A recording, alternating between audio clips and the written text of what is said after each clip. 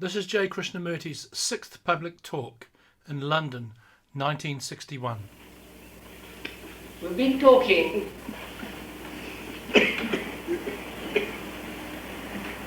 about the complete freedom from fear.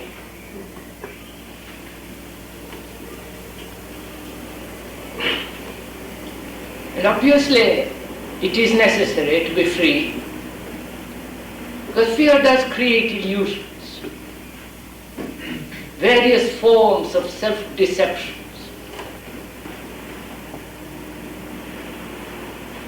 And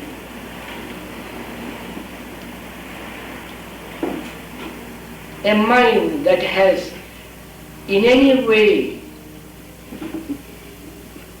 bound to fear, whether it is unconscious or conscious fear, can never find out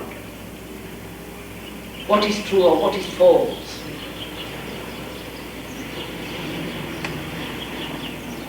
And I do not know if we have at all gone very deeply into this question of fear, as we discussed the other day. Because without being free, virtue has very little meaning.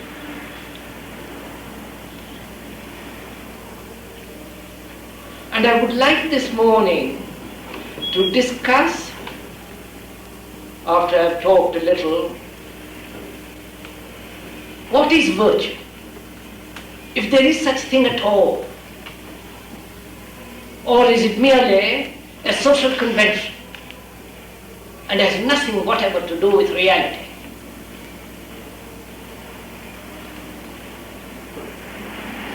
But to comprehend what we would like to discuss, it seems to me that one must approach it with the understanding of what fear is and freeing the mind from it. When there is no fear at all, is there virtue?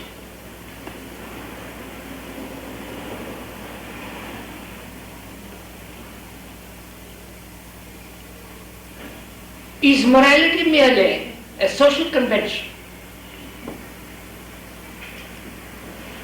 changing from time to time? For most of us, virtue is a resistance, a quality, a morality, is the outcome of resistance, a conflict.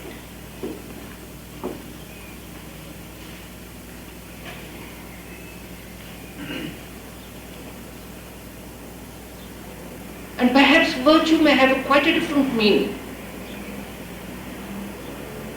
if we can brush aside all the social morality which is more or less necessary, like keeping the room in order.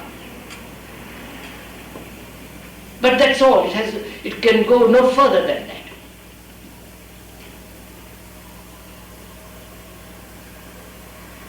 Like having clean clothes.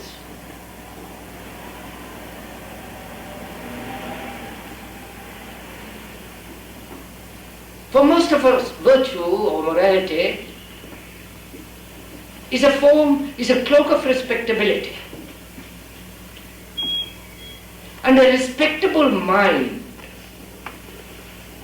the mind that conforms, the mind that obeys, that is pursuing authority, is obviously not a free mind, is a mind that is respectable, purely limited.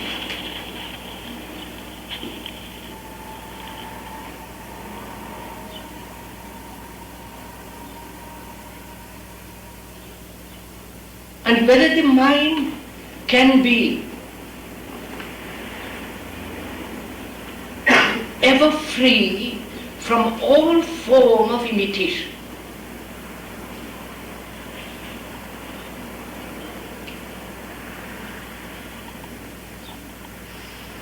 And it seems to me to understand this problem, one has to really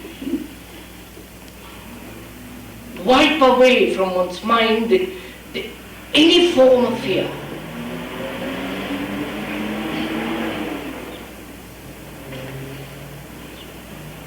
And to understand that, surely, one has to go into the problem of authority and imitation, which is essentially a social morality.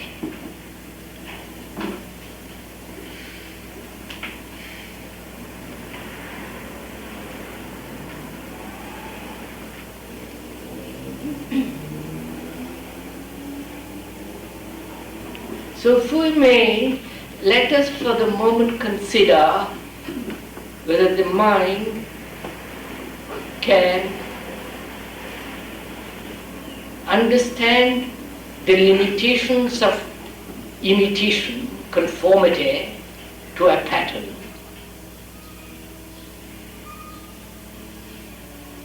And is it ever possible for the mind to uncondition itself?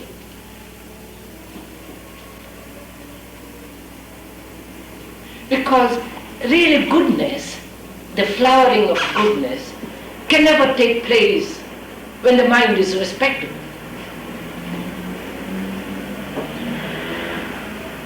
When the mind is merely conforming to the social pattern, to an ideological pattern, or to a religious pattern, either imposed from outside or cultivated from within.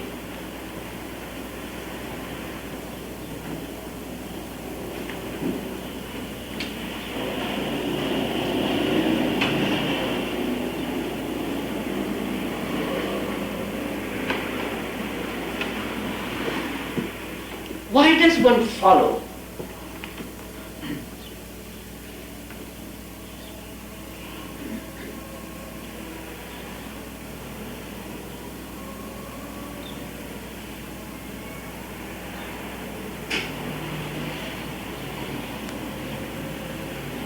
I do not know if you have thought about it at all. Not only follow the social pattern, but the pattern that one has set up for oneself through experience, the constant repetition of a certain idea, certain forms of behavior.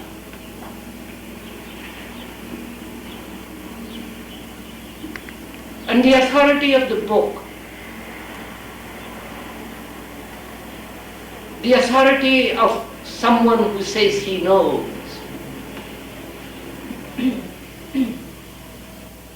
the authority of the church, and the authority of law. Why does one follow all this? And where is one to draw the line where there is no following and where there must be following?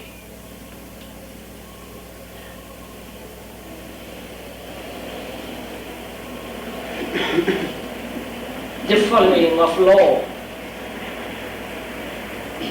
is obviously necessary, keeping to the right or the left side of the road, depending on the country in which you are in, and so on. And where does authority become detrimental? Evil.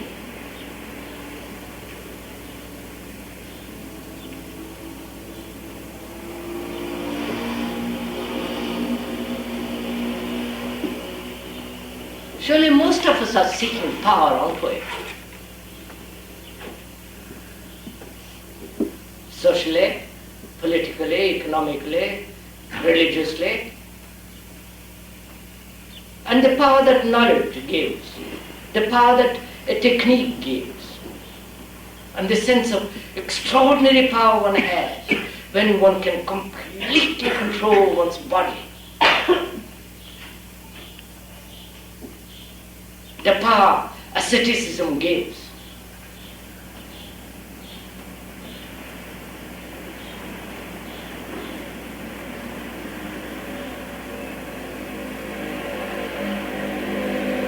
Surely, all that is imitative process.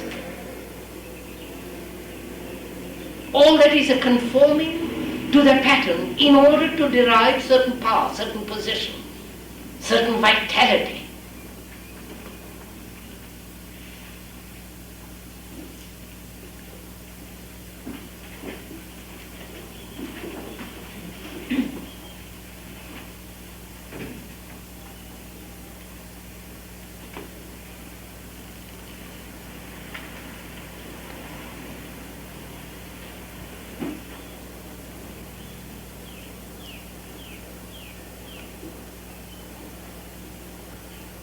And it seems to me that without understanding the anatomy of power, the urge and the desire for power, position, and all the rest of it,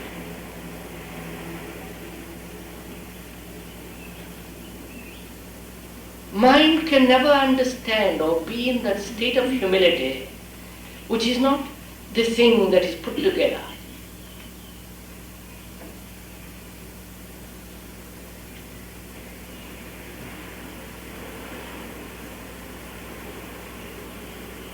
So why does one follow at all? Why are you following me, the speaker? If you are following, why?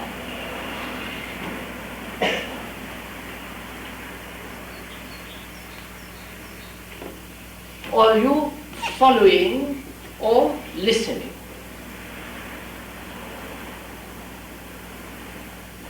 Those two are different states, are they not? Different things altogether.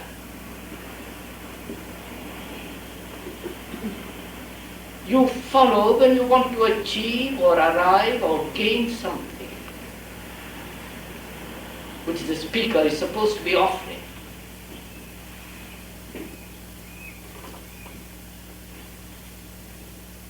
And if the speaker is offering something, then he is really a propagandist. He is not a truth seeker.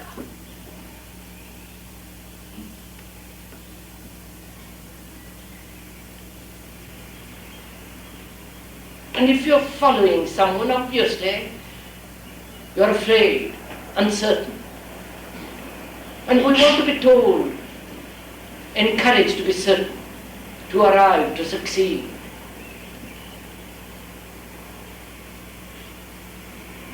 But if you're actually listening, which is, to me is entirely opposite, and nothing to do with any form of following or authority or seeking power, then you are listening to find out what is true and what is false.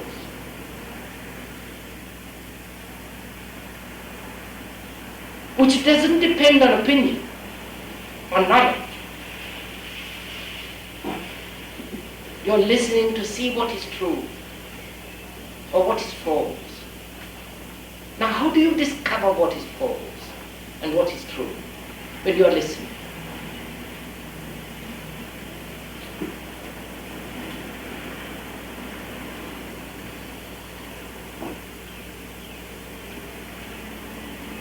A mind that is merely arguing is not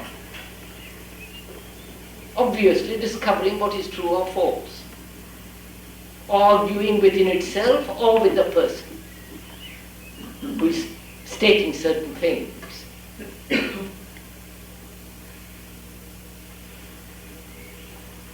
One is obviously not listening when that listening merely provokes a reaction.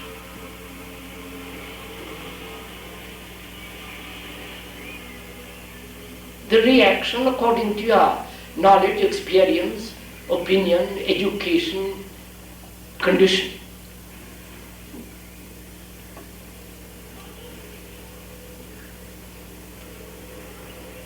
You are not listening, obviously, when you are making an effort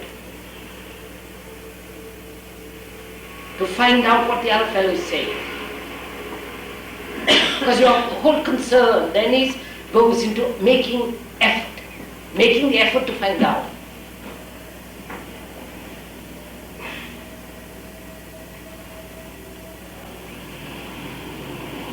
Now if all these states could be pushed aside, set aside, then there is a state of listening.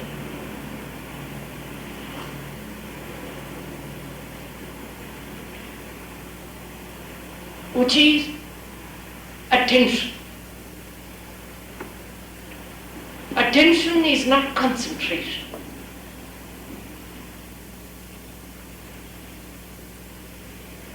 Because concentration is bringing the mind to focus upon a particular point and therefore excluding.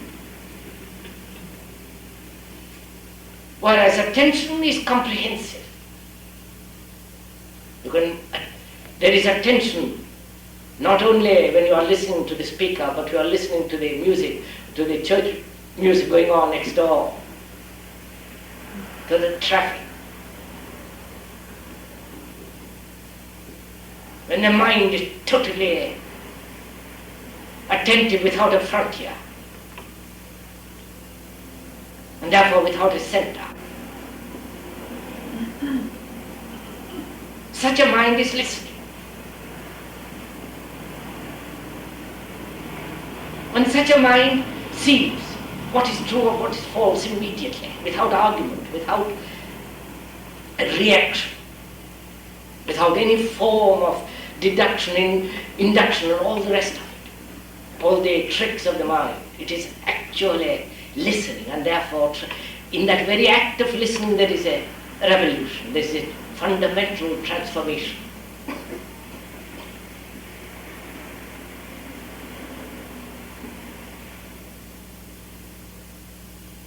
That attention to me is virtue. It is only in that attention goodness can flower.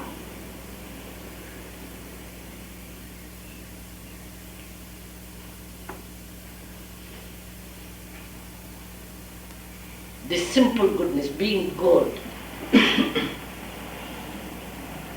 without all the intellectual trimmings, without any influence of society, education.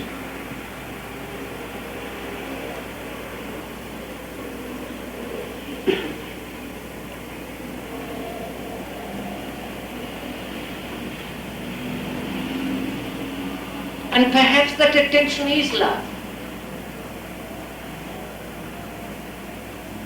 And love is not a virtue, as we know. And when there is such love, then there is no sin, then one can do what one will.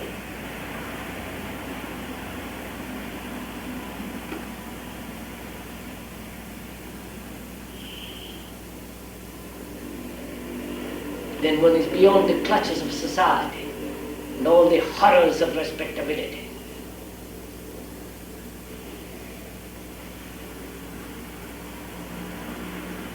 So we must find out for oneself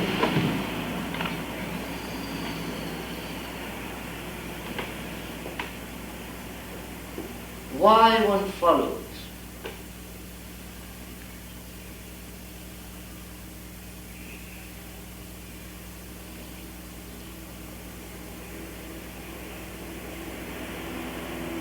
Why one has this tyranny of authority.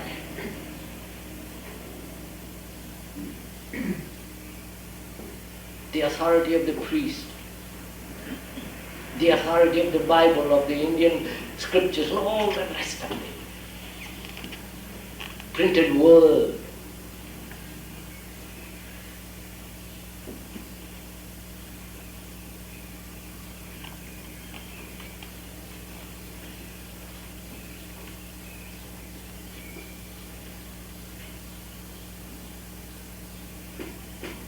After all, if one does reject the authority of society,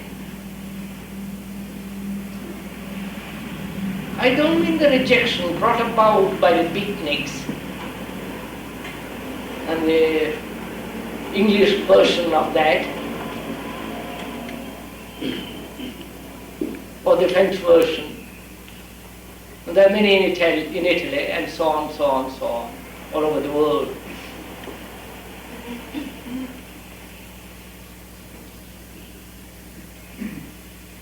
If one rejects,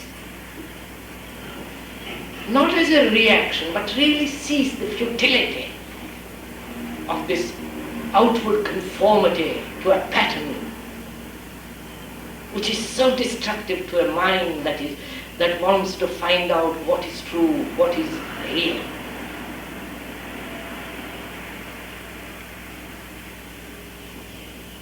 If one rejects the outer, is it possible to reject the inner, which is experience? To put away experience. But for most of us, experience is the guide as knowledge. I know, I believe, I've had experiences. I must do what those experiences tell me. They become the authority. And perhaps that's far more evil, far more destructive than the authority of the policeman, of the law. Because such authority leads to every form of delusion.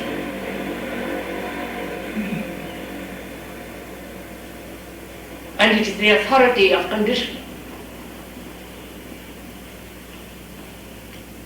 The Christian always sees visions of Christ, in the Hindu, his own gods, because of his conditioning.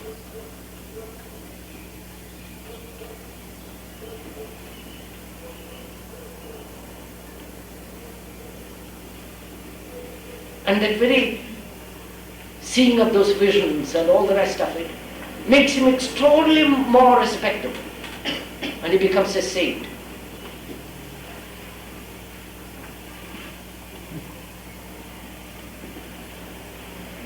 Now can the mind wipe away entirely the condition?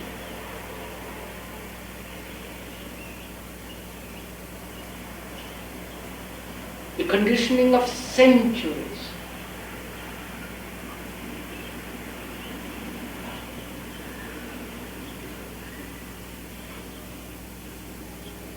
After all, the conditioning is the past. The many thousand yesterdays, with all their reactions, with all their knowledge, with every a leaf of tradition which shapes our mind.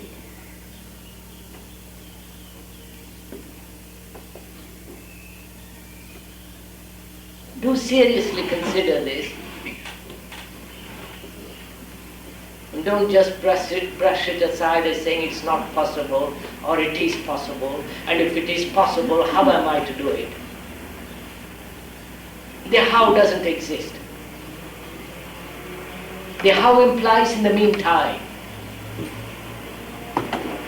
A mind that's concerned with the meantime, in the meantime, is really postponing it.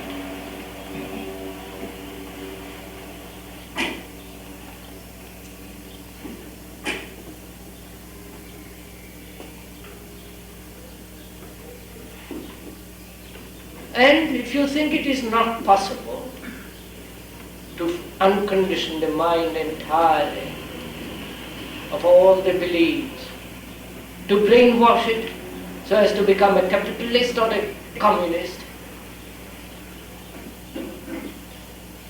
which implies a better conditioning or a worse condition. I do not know how you individually react. Not that I must, whether you know for yourself. I better put it that way. Whether you're conscious of your own conditioning, whether it's possible to be free of it or not. And what it implies. Because that conditioning is the very root of fear.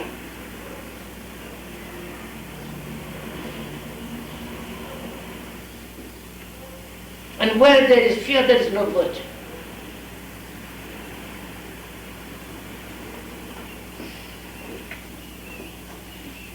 I mean virtue, something entirely different from the social morality. The right thing to do.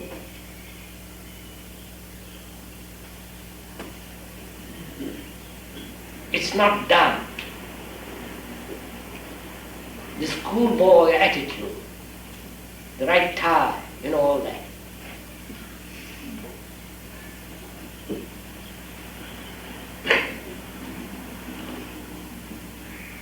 And whether the mind can really be free of conditioning.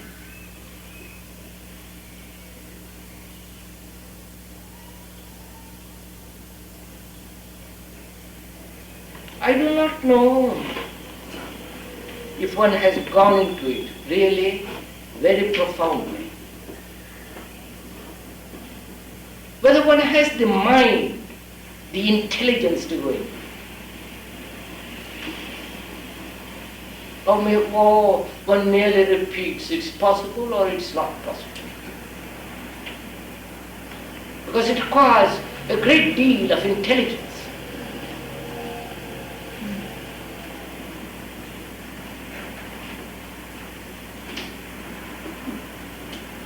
I mean by intelligence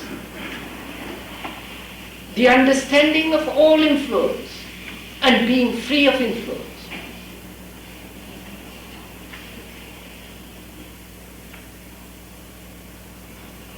Because influence is the condition.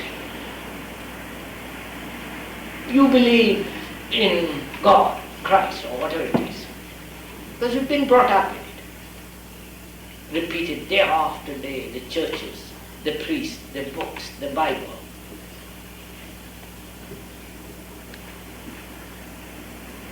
In other parts of the world, they don't even think about it. They say all sheer nonsense.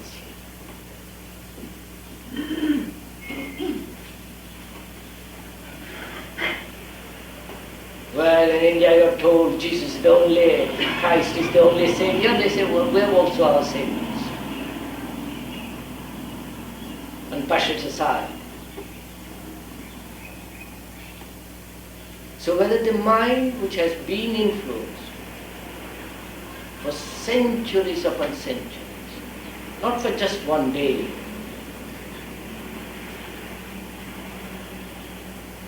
the heavy weight of tradition can be put aside without any effort, and just walking out of the hall, as you walk out of the hall freely, whether you can walk out of this background. And whether the background is not the mind itself, the story of the mind is the mind. I don't know if I'm making myself clear.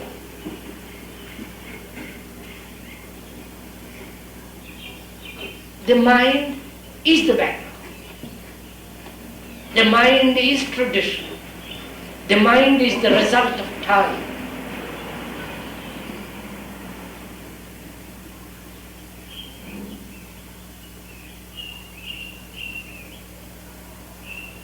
And so seeing the hopelessness of its own activity, it says there is the grace of God.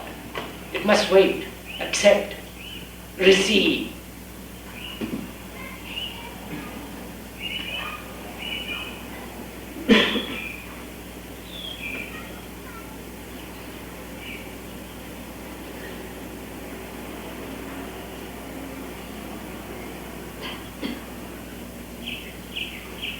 That's also another form of influence.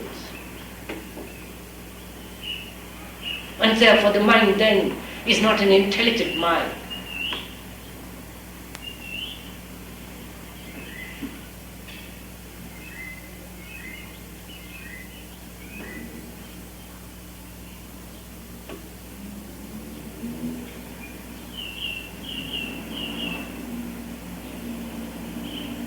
then what is one to do?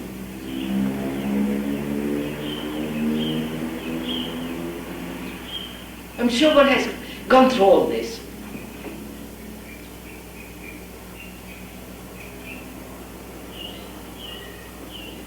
Not to accept, not to rely, not to be influenced, not to look to authority,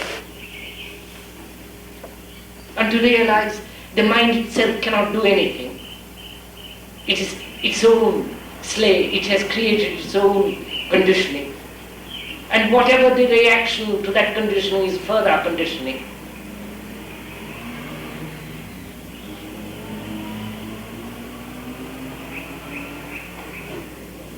And every movement, every warfare, every action that's going on within it is still within the field of its own barriers. If one has actually, not theoretically, intellectually, verbal, but actually gone into it as far as that,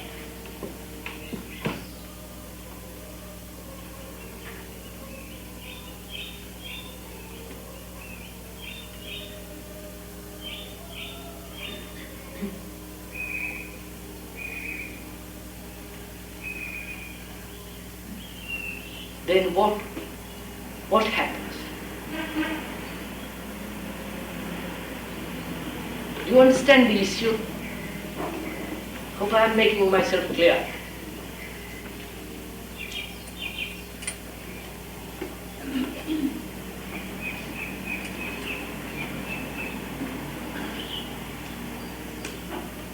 The mind that would discover what is true, and if there is that thing called the immeasurable, the unnameable, all authority must cease.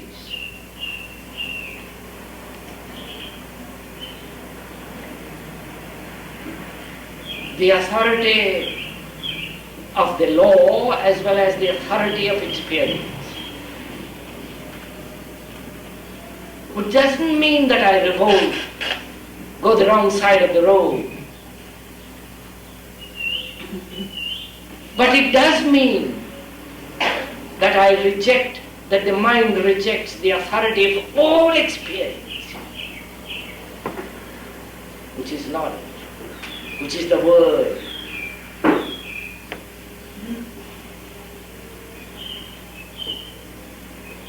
Therefore it is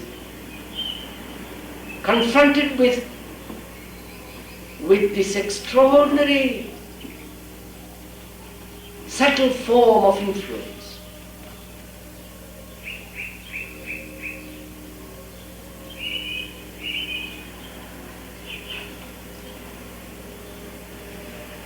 And when one has walked through all those forms of influences, then the mind is intelligent. That is the really intelligent mind.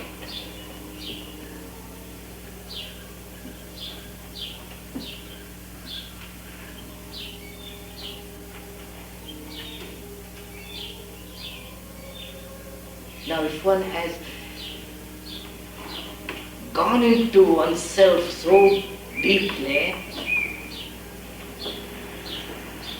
which is quite an arduous work,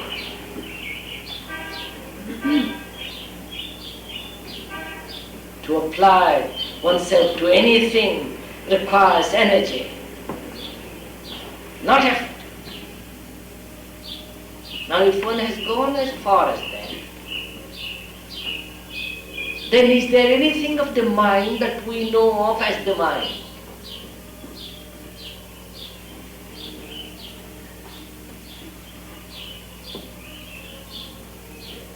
And is it not necessary to arrive at that state?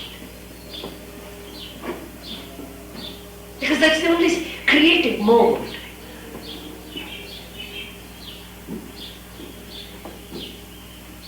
Was writing a poem and painting pictures, putting up a building and all the rest of it. There's a, I do not, perhaps you may call it a state of creation, but surely it is not.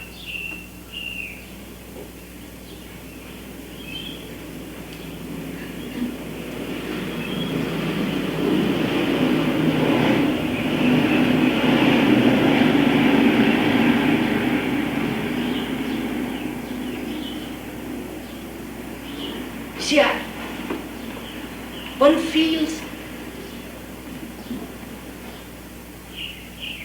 that creation, the thing that we name as God or truth or whatever you like to call it, is not for the select few, not for those who have capacity, gift, like Michelangelo or Beethoven or one of these modern architects or poets. I feel it is possible for everyone.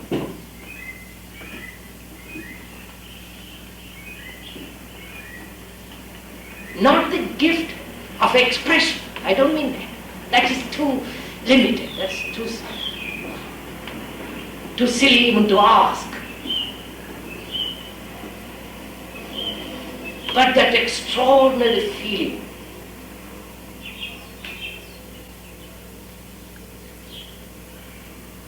of immensity.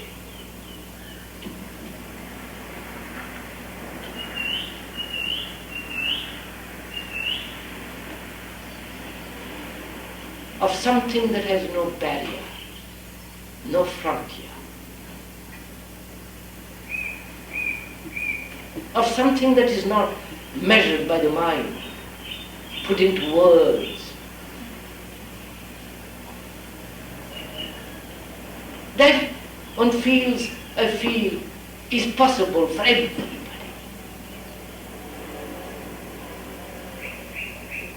But it is not a result.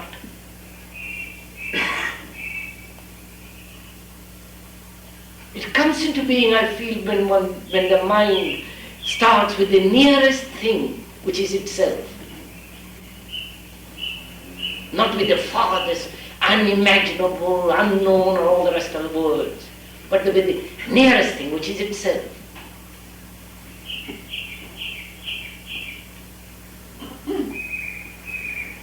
And the understanding itself, the self-knowing, and to open it up, go into it. Not seeking something outside of it, just to see what it is. Because the mind is an extraordinary thing.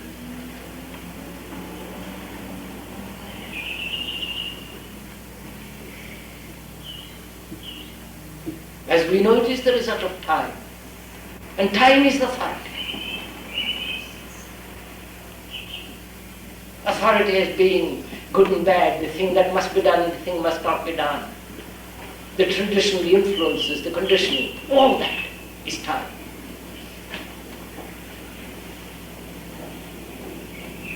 We'll discuss another day what the question of time. So can the mind, your mind, not being personal, but the mind, can your mind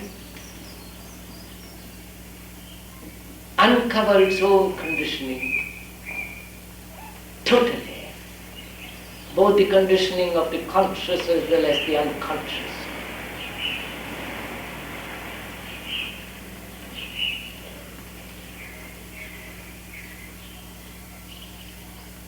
And walk out of it.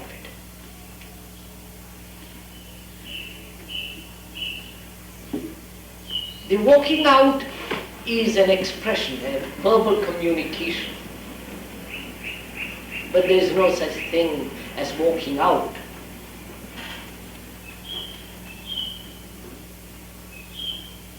When the mind sees itself conditioned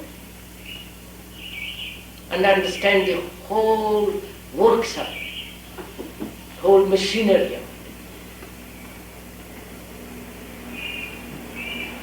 it, then at one stroke the mind is on the other side.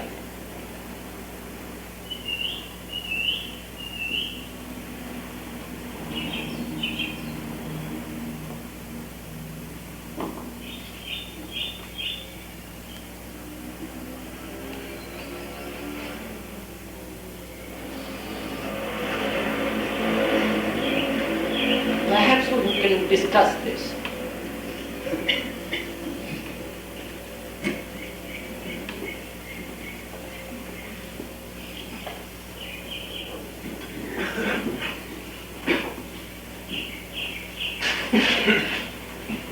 So in that scene, the conditions arise as a result of some provocation in the course of daily life, incident, or possibly is it the result of a rather close meditation? So what? The question is asked whether this seeing is a provocation.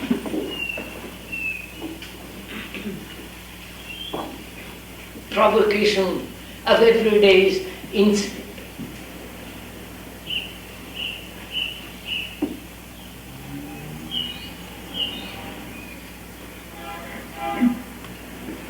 Whether you perceive, see your conditioning because of the various challenges of life.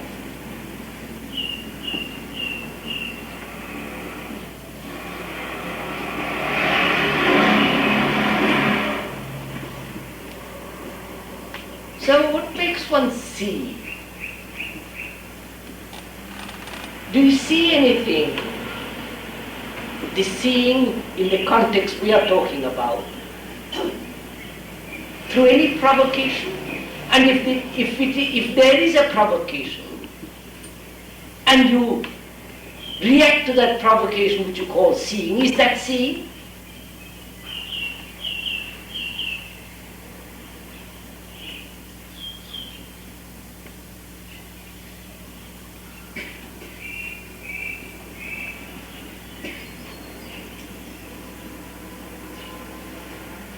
Reaction is not seeing, because reaction is according to my limitation.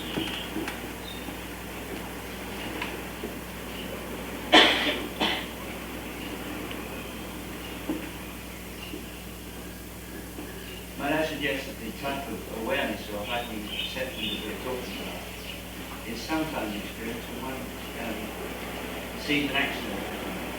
Is sometimes what? Sometimes experience when one is partner or one is a witness to an accident of some description.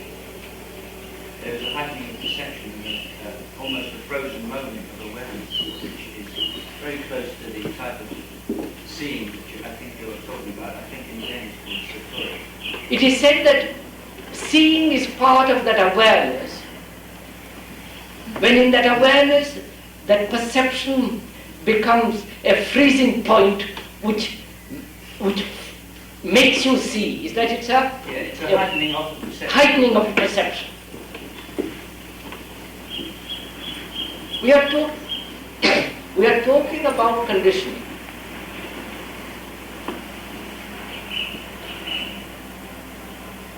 And the seeing, the perceiving of that conditioning.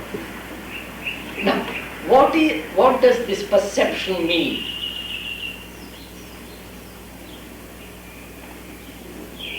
Do you see your condition because I am pointing it out?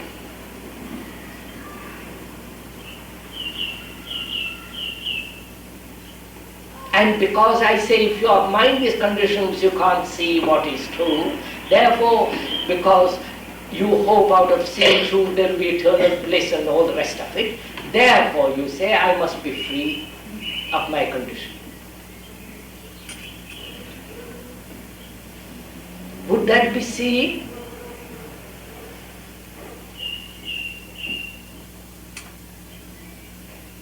You know, experience is an extraordinary thing. Either you experience because somebody tells you, or you experience per se for itself. Something, you know hunger, nobody has to tell you about hunger, or headache, or anger.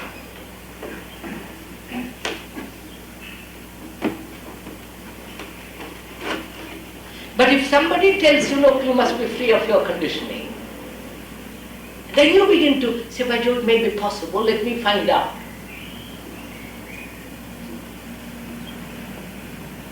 And your finding out awakens all kinds of experiences.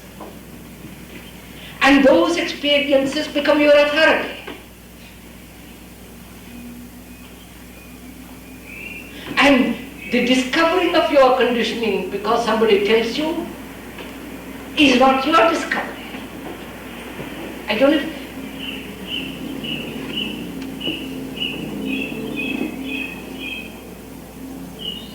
Take a very simple thing. Nationalism is a form of conditioning. Whether the British conditioning or the Indian, so on, so on.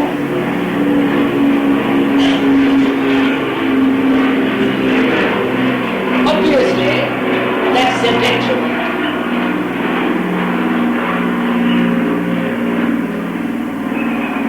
To the human mind. Human mind, which is either Indian, Chinese, Russian, or Indian, or American, whatever.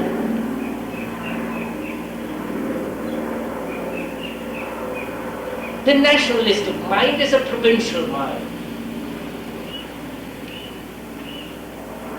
The country may be very large or very small,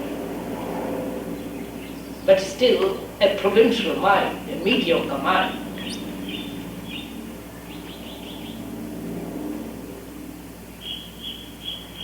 Do you see the fact, the truth of that for yourself, or somebody else tells you and therefore you say, by Jove, is there any truth in that? Maybe.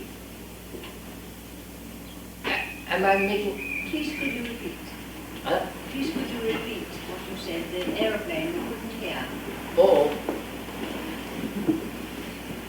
I'm afraid I can't repeat what I said. I don't think... I'll put it differently.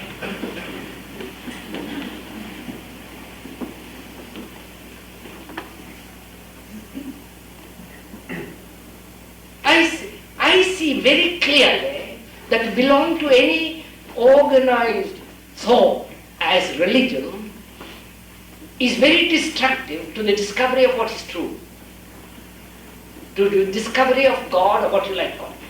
Mind cannot belong to any, commit itself to any form of organized thought as belief and dogma. I see that very clearly. Nobody has to tell me. It is not because I see human beings belonging to churches and to organizations, to beliefs, to very enlightened belief or very superstitious belief and all the rest. To me it's so.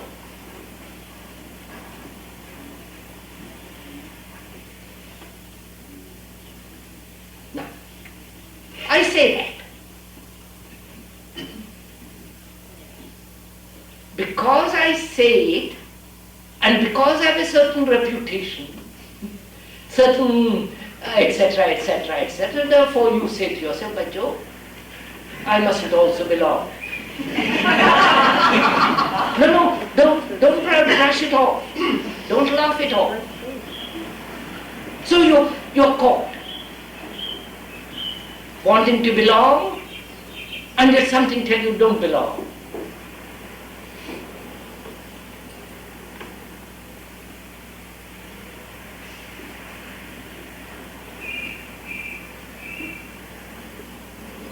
So it is not your experience. If it was yours, it is a direct perception in which there is no conflict.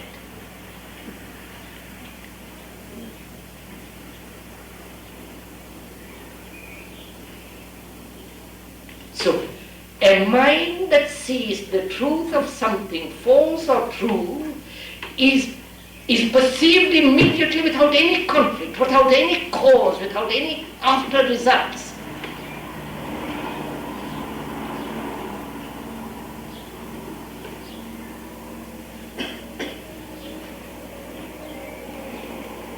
It's a thing that the mind experiences directly.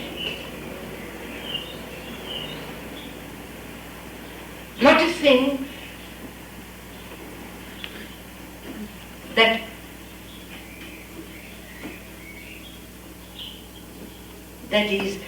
has a cause, that has an ulterior purpose and a motive.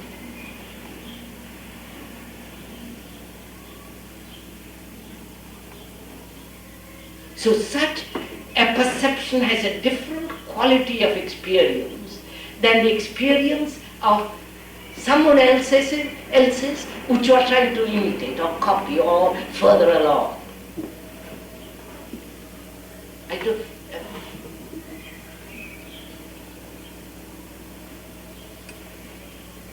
We have been talking of fear, authority, virtue and conditioning.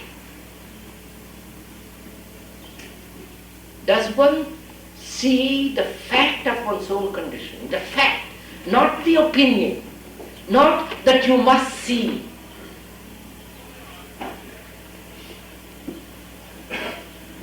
And when you do see it, do you see it totally? Or do you see it as a part which is of the book? You know what I mean? No, what I mean is, I'll explain. Do you see totally the conditioning, or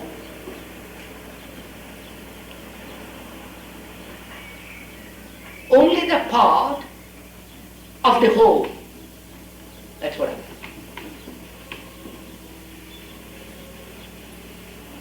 Do you see the whole volume or only one page of the volume?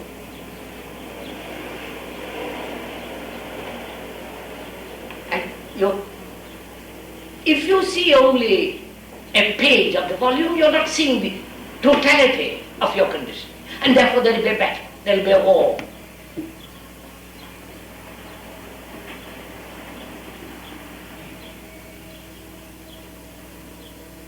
Am I making myself somewhat clear?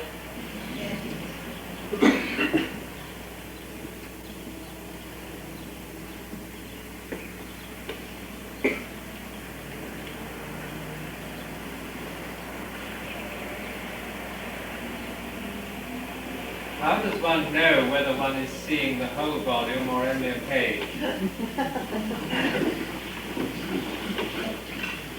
How does one know whether one is seeing the whole or part? Now, sir, just a minute. How do you, when you use the word know, what is the content of that word?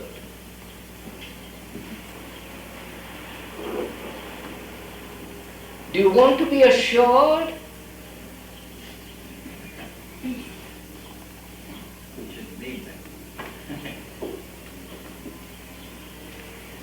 Do you want to be made certain that you see the whole and not the part? And if you want to be assured, you are seeking authority.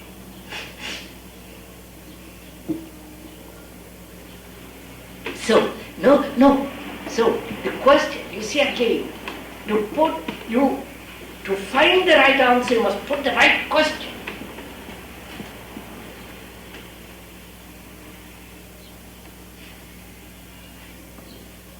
It was a wrong question, if you will correct, if you will pardon my contradict saying that.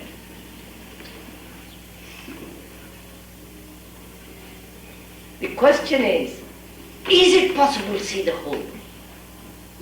Not how, whether, what you said. How does one see the whole? How does one perceive the totality of one's conditioning? That is the question. The how is not the method, that we understand.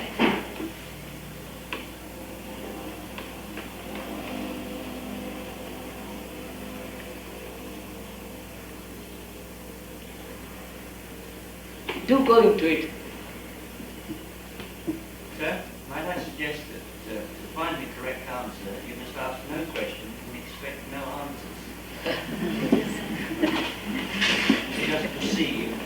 been reading Zen Buddhism.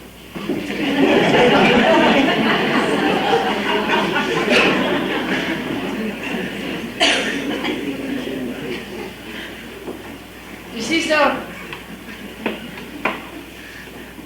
it's much more vital, real, not reading a book but trying to find out for yourself. Surely, sir, we all of us in our life have moments when our mind runs sort of down like a clock. In such moments, going right back into childhood, we have an instant awareness of everything. But then we try to track it, and keep it, because we know that it is true. And in that, we lose all hope of it. We're trying. The question is, if I may repeat, please correct me if I'm wrong. We have moments of clarity when the thing we see in childhood or at a certain time we see things very clearly as totally. And we are trapped by the desire to repeat it. That's right.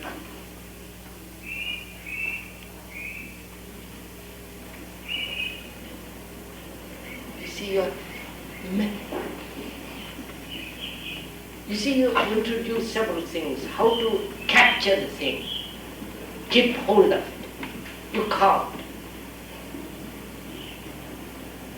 You can't make something which is immense and keep it in your fist. Don't please wander away. Let's keep to one thing. It's nearly 12. Let's keep to the one thing. What is it that brings about the perception of the total? What do you... I'm putting it wrongly.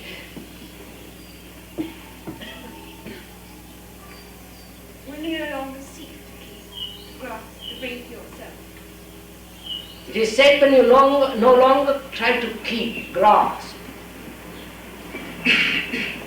Continue. Continuously. Oh, do listen to that phrase, continuously. Which means what? Time. Therefore, what has continuity is not real. And it becomes a habit.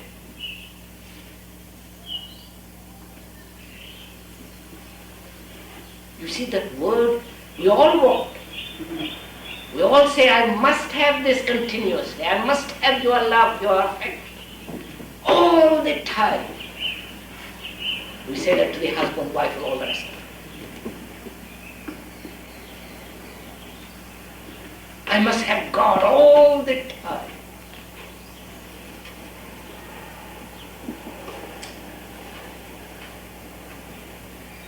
What has continuity is not new. Is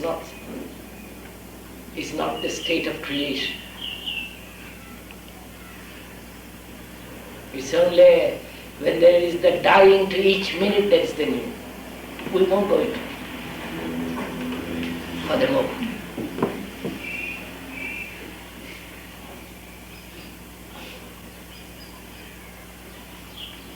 Please let us give our attention a little bit to this question. What is the state of the mind that sees the whole, the total?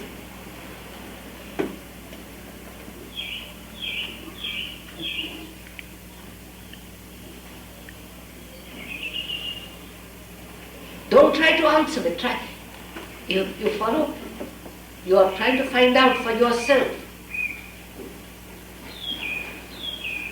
When do you see something totally? And do you ever see anything totally? Take a tree, a simple thing, I know it's a very a tree. Do you see the totality of tree, or the totality of treeness, if I can use such a word? When you see a river, do you see the totality of all rivers, the riverness? Or do you see only the Thames?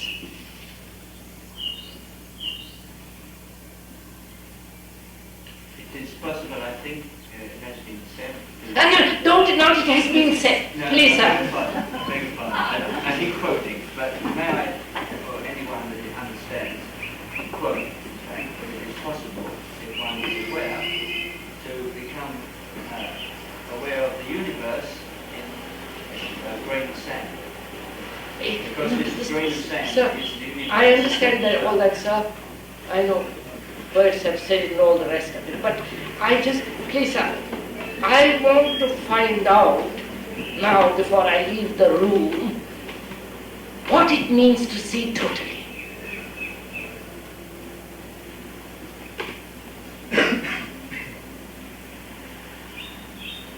And whether I have seen anything totally. And we're talking of something, perhaps we don't even know what it means.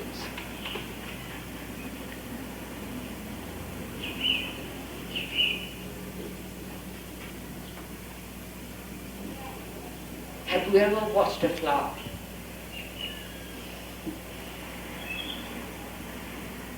Watched. Not just give it a name and pass it by. Watched. Which means, watching means seeing, listening, feeling, with all your being.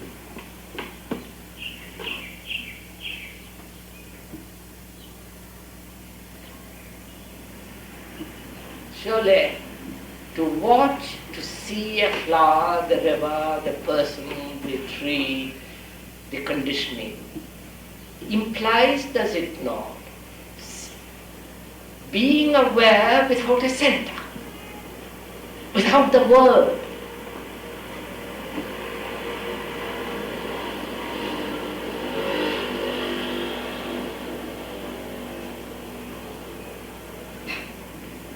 Look, when one is angry, lustful, in that state there is no center, is there?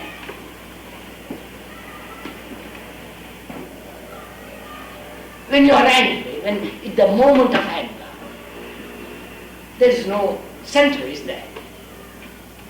You are completely angry. No? Later on comes the center which says, by Jove, I shouldn't have been angry. Silly of me.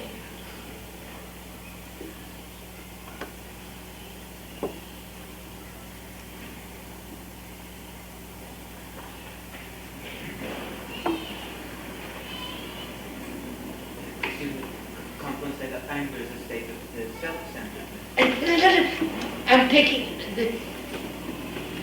Can one not say anger is self-centeredness? Please, that is, you see, I'm using that, the state, not the condemnatory reaction to anger. Oh, come, please, sir, don't waste time on this.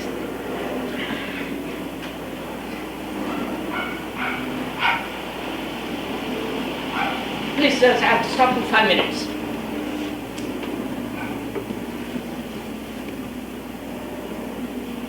Because it's long enough. Now in the quarter, mind can't stand more than a certain amount.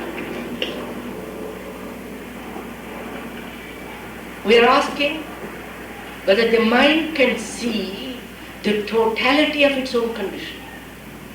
The totality. Conscious conditioning, the unconscious conditioning, the influences, the tradition, the values, the whole thing.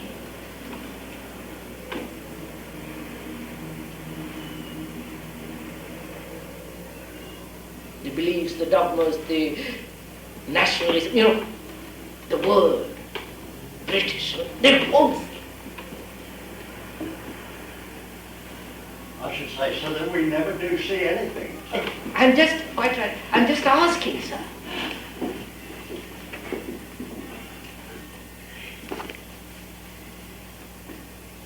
We can only feel totally. And when you do feel totally,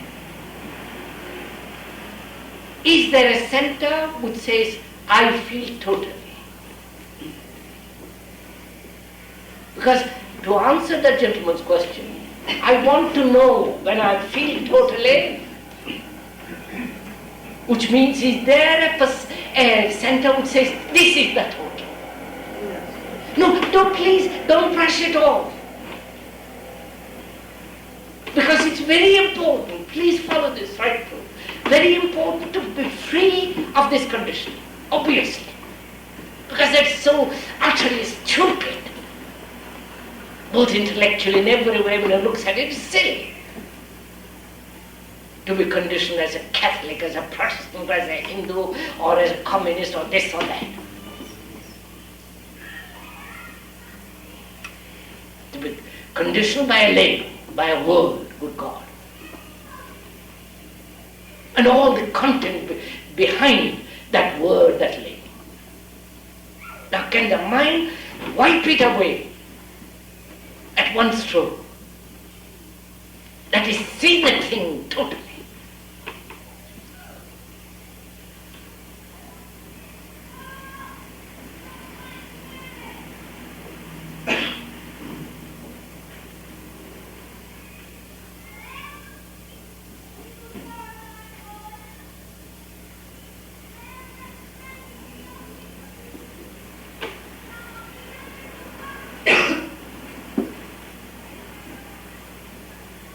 You see,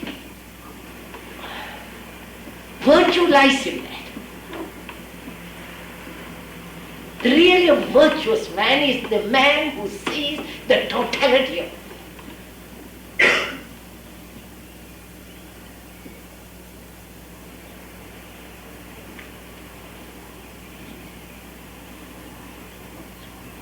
The rest are not virtuous at all. They're just toys, playthings in civilization.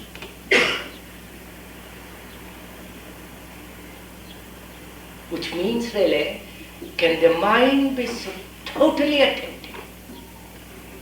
Not continuous, that's a horror.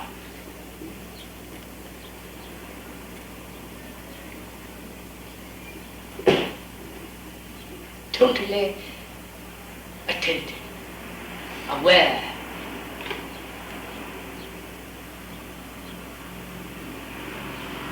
With all your senses, with all your body, with all your mind, with all your... totally.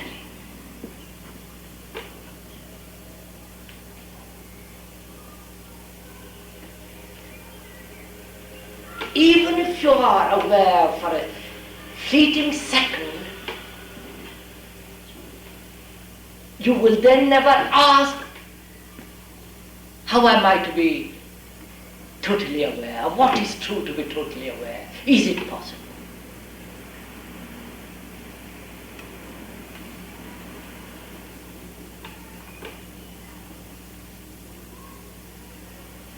I feel we miss so much beauty and love and sense of immensity with all our words, quarrels and dogmas, all those silly things that we surround ourselves with.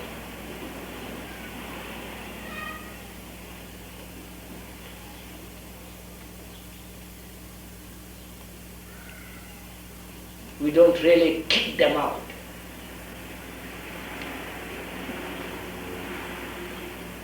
And so we are slaves to time.